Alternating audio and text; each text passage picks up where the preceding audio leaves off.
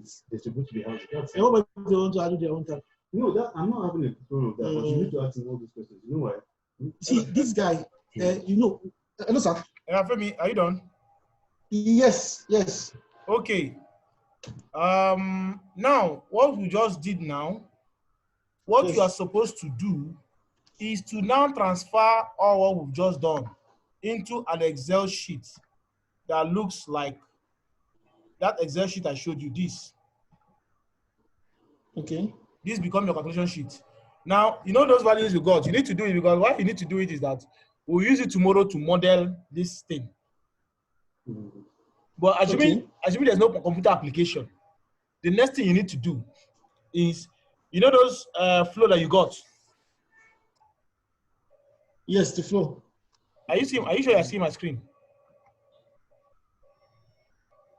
Yeah, I'm seeing what I'm seeing now is the table. Good. Dimension. Yes, Now, I can see it. Now this column, you're going to fill the discharge or the flow you got in each of the nodes. In this column, you fill the slopes that you use. You know the slopes are not going to be uniform. Don't mind that we're using uniform slope. Okay, I'll calculate the slope the way you. Yeah, section by section, street by street. Street by street. Okay. Yes.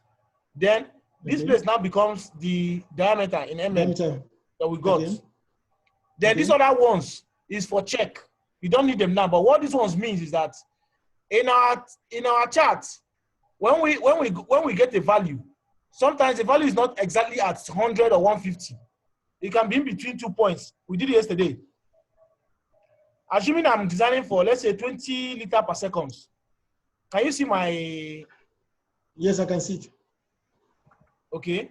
Assuming I'm designing for 20 liters per second, for instance, and the slope is about, let's say, 0.2%, 0.2, which is 2 here. Yes. You know, if you see the value is somewhere. Okay, this one is exactly at that point. Let me use a one let me use 10. If I use 10 against 0.1%, yes, which is somewhere here. Look at it. Yes.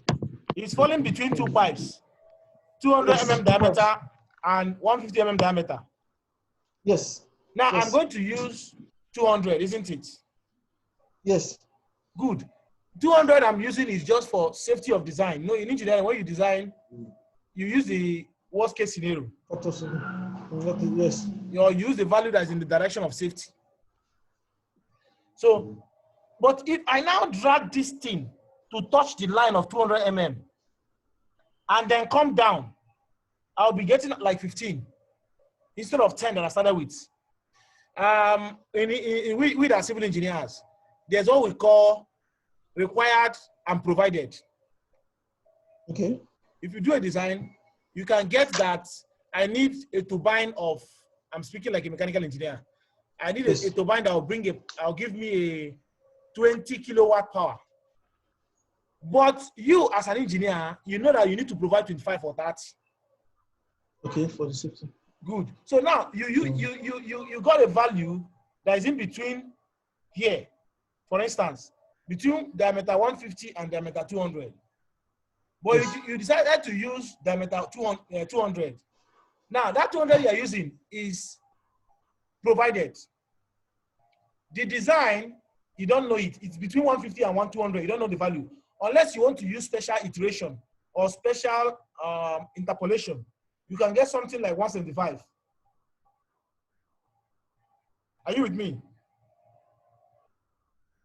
Hello? Hello?